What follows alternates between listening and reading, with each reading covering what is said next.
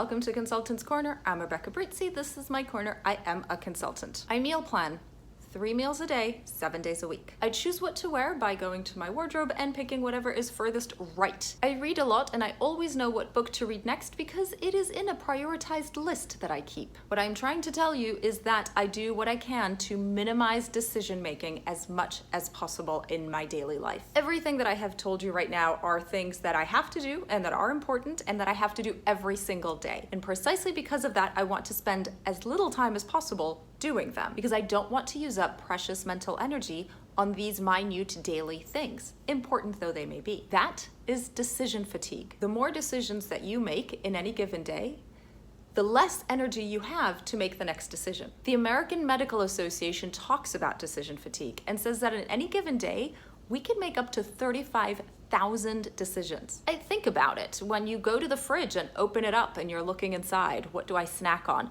That's a decision. And every moment that you spend trying to make that decision is using up a little bit of energy. So if first thing in the morning you have used up a lot of energy to decide what to have for breakfast, how many times to press snooze on your alarm clock, what to wear, when to leave, what podcast to listen to in the car, you haven't even gotten to work yet and you've already depleted energy for all the decisions that you have to make at work. No, I'm not saying that you have to start meal planning. You have to do whatever makes you happy. What I am suggesting is that you do whatever you can to minimize repeatable decision making throughout the day. Back to the American Medical Association, one of the tools that they suggest is my favorite tool. Who can guess? Who can guess? Lists. Make a list. It's as simple as a shopping list when you go to the grocery store, because then you know what you have to buy. You're not using up energy trying to remember, wait, what do I need? What do I want? You're not using energy trying to predict the future. What am I going to want to eat this week? You're not using up energy thinking, oh, what am I forgetting? It's all in the list. That grocery list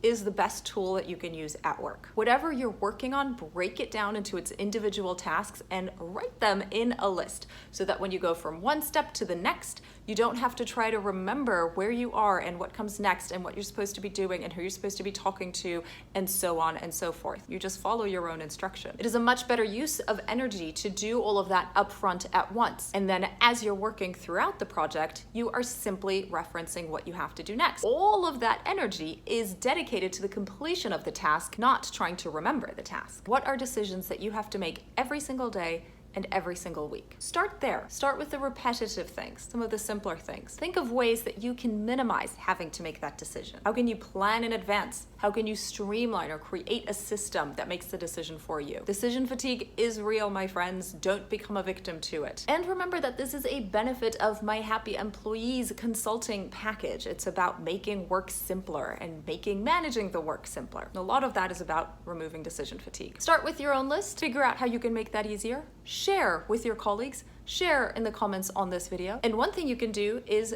mark your calendar every Wednesday, check out a new video so you don't have to remember it. Your calendar remembers it for you. I'll see you there. Bye now.